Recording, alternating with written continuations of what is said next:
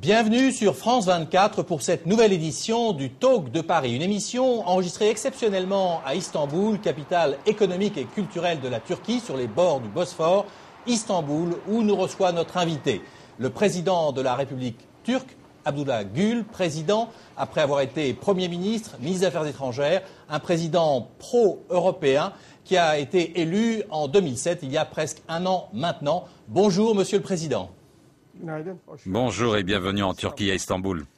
Avec nous à Istanbul, notre confrère de l'Express, Christian Makarian, avec lequel nous travaillons pour cette interview exceptionnelle. Ma première question, Monsieur le Président, est la suivante. Est-ce que la Turquie a été atteinte à son tour par la tempête qui a secoué les marchés financiers? Ou bien est-ce qu'au contraire, vous êtes protégé jusqu'à présent? Est-ce que vous allez réussir à maintenir cette croissance exceptionnelle de 5% pour 2009, une croissance que nous aimerions bien avoir en France et ailleurs en Europe? En réalité, nous avons une croissance de 7% en moyenne depuis 5 ans. Nous avons abaissé nos prévisions à 4%. Est-ce que nous allons réussir ou pas? Je ne suis pas en mesure de le dire maintenant. Mais ce qui est certain, c'est que cette crise financière qui vise le monde entier sera sans doute l'un des principaux problèmes économiques de ce siècle. Car c'est la première crise du monde globalisé, la première crise à cette échelle. Il y a eu une grande crise aux États-Unis en 1929, mais elle n'a pas eu une influence si importante sur le reste du monde. Mais maintenant, tous ceux qui vivent sur cette planète vont d'une façon ou d'une autre en être affectés. La Turquie a un peu plus de chance car nous sommes mieux préparés. Pourquoi? Parce que nous avons déjà vécu une crise similaire en 2001. À l'époque, nous avons perdu 25% de notre PIB. Cette crise a eu un coût terrible pour nous. Beaucoup de banques ont fait faillite à l'époque. Mais avec les leçons que nous en avons tirées, nous avons bâti un système financier très puissant. Nous avons une institution bancaire indépendante. Les règles sont suivies avec beaucoup d'attention. C'est pour ça qu'aujourd'hui, au niveau du financement, au niveau du secteur bancaire, nous sommes dans une position assez solide. Mais bien sûr, cette crise n'est pas seulement une crise financière. C'est aussi une crise qui s'étend au commerce. Elle va affecter le commerce mondial. Le protectionnisme reviendra peut-être. Le commerce ralentira peut-être. Donc elle aura inévitablement un effet sur nous. Est-ce que vous êtes favorable à la tenue d'un G8 élargi exceptionnel avant la fin de l'année aux États-Unis, comme y travaille le président Sarkozy avec le président de la Commission européenne, M. Barroso, et Bush a dit oui d'ailleurs? J'en ai discuté avec de nombreux dirigeants à l'échelle mondiale. Après les premiers accords de Bretton Woods, je suis persuadé qu'il faut organiser un deuxième Bretton Woods. Il faut créer un nouvel ordre économique mondial. Il faut évaluer les erreurs, les avantages et éliminer les inconvénients. Il faudra réévaluer tout cela et tenir une nouvelle réunion importante. La Turquie soutient cette idée depuis le début. Je le dis à haute voix. Le Premier ministre le dit aussi et moi, je le soutiens. Monsieur le Président, il y a actuellement un procès très important en Turquie, c'est celui d'un groupe de personnes qui est accusé d'avoir comploté contre l'État, le groupe Ergenekon, et cela pose la question de la stabilité politique de la Turquie. Est-ce qu'aujourd'hui, la Turquie est véritablement à l'abri d'une nouvelle tentative de coup d'État? Ce qui est très important, c'est qu'en Turquie, il y a un système de droit qui fonctionne. Ce genre de coup d'État n'est plus du tout à l'ordre du jour. Certes, quand on regarde notre passé politique en Turquie, on trouve des hauts et des bas. C'est vrai. Mais je le rappelle encore une fois, la Turquie est aujourd'hui un pays qui mène des négociations d'adhésion à l'Union européenne. Et dans un pays qui mène des négociations d'adhésion à l'Union européenne, ce genre de choses ne peut absolument pas être d'actualité. Et n'oubliez pas que la société turque est une société ouverte. Tout le monde peut s'y exprimer et exprimer son opinion. Tout le monde peut critiquer ouvertement qui il veut. Si on pense qu'il y a des erreurs, on peut le dire. On peut en parler ouvertement. Nous avons la force, la puissance d'une société ouverte. Donc de ce point de vue-là, les choses que vous mentionnez ne sont vraiment plus à l'ordre du jour.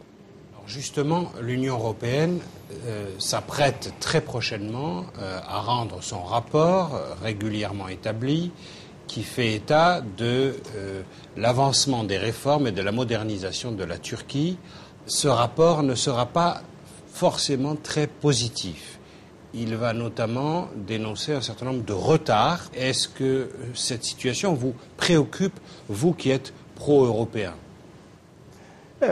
Je voudrais d'abord dire que ce processus de négociation, d'adhésion à l'Union européenne, est un processus de transformation de la Turquie. C'est un processus de changement pour la Turquie. Et ça, c'est important pour nous tout d'abord. C'est important pour le peuple turc. Nous avons fait des réformes tout à fait radicales, mais nous sommes loin d'avoir fini. Nous avons beaucoup de choses à accomplir. Nous ne faisons pas cela pour satisfaire l'Union européenne, pour que les Européens nous voient d'un bon œil. Nous le faisons parce que notre peuple a le droit d'avoir accès à ces réformes.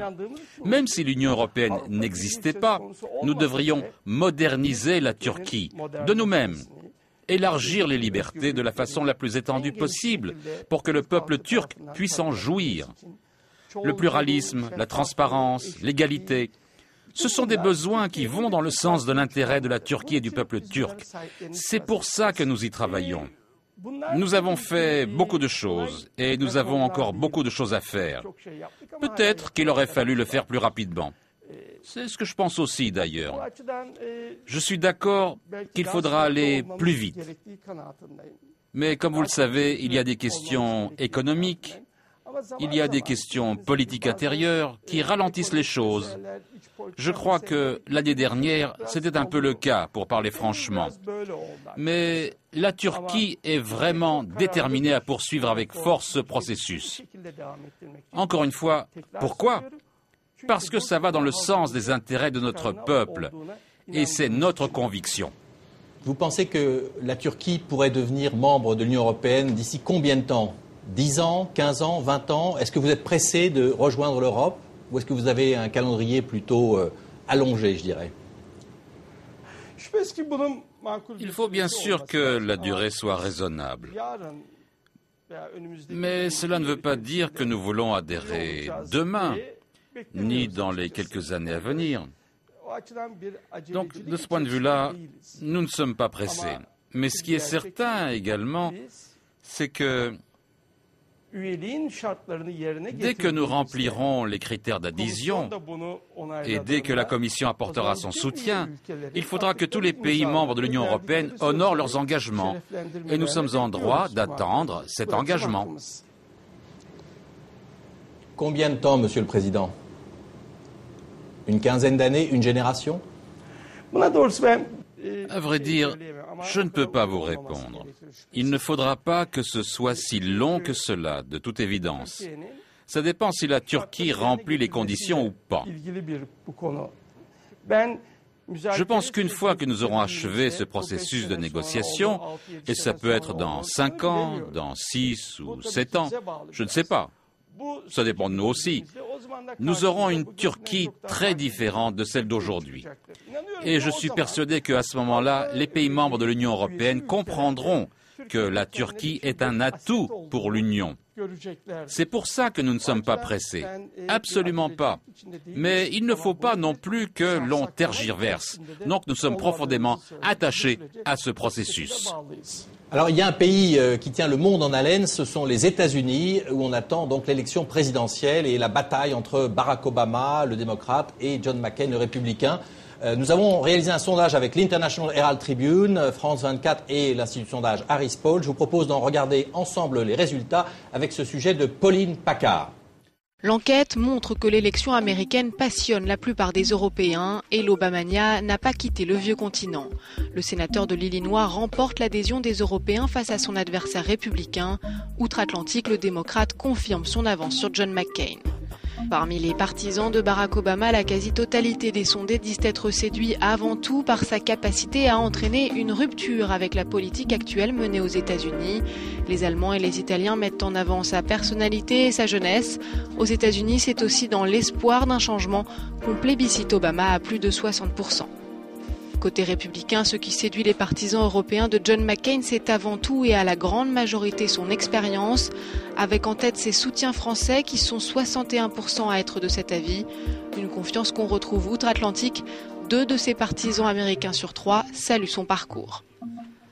A l'inverse, les détracteurs d'Obama en Europe pointent son manque d'expérience ou sa jeunesse, particulièrement en France où ils sont 68% à le trouver trop jeune pour faire un bon président.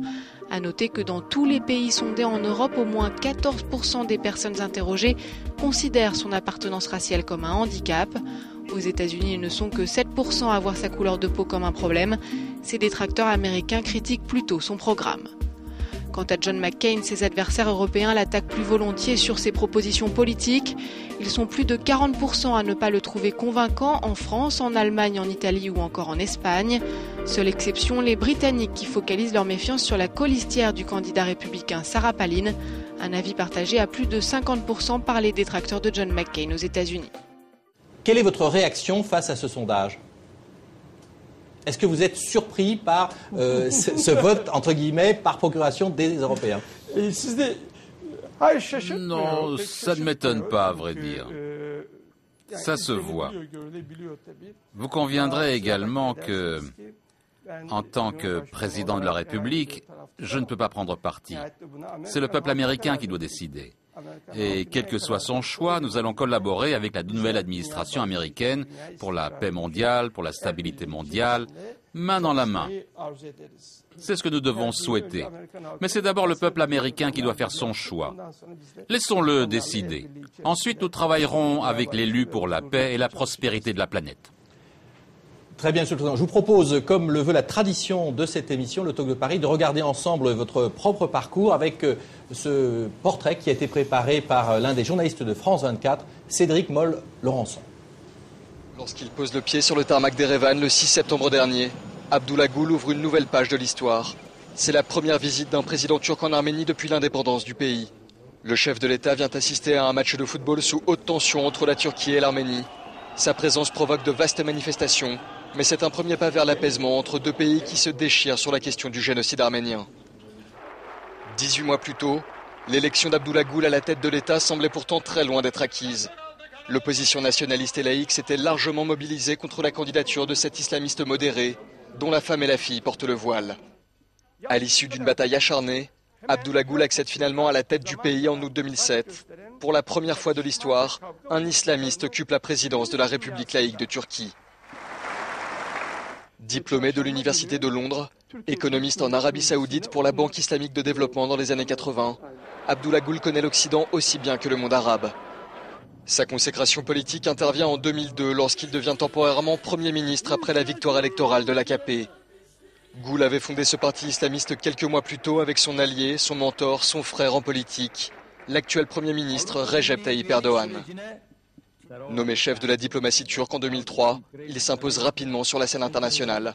Négociateur fin et habile, ce pragmatique est l'architecte du processus d'adhésion de la Turquie à l'Union européenne. Car Abdullah Gül est profondément europhile, convaincu que le destin de son pays est de rejoindre les 27. L'islamiste a d'ailleurs séduit de longue date les milieux bruxellois. Mais son amabilité, son calme et son éternel sourire n'ont pas levé les craintes du camp laïque. Sous sa présidence, le gouvernement a tenté d'autoriser le port du voile à l'université. Une entorse de taille au principe de laïcité. Alors je vous ai vu sourire, Monsieur le Président, votre réaction au portrait.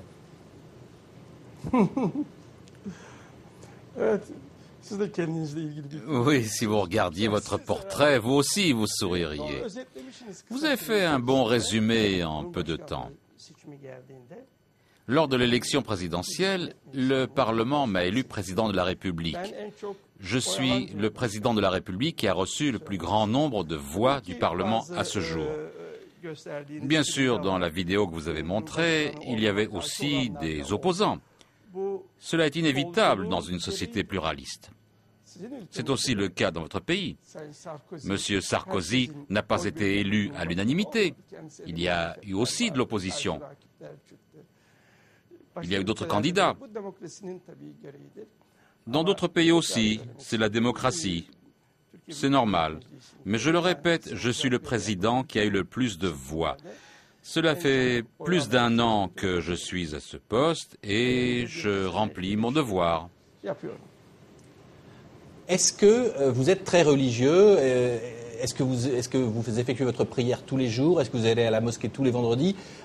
Quel type d'homme êtes-vous vraiment au fond ? Tout à l'heure, vous avez utilisé le terme d'islamiste.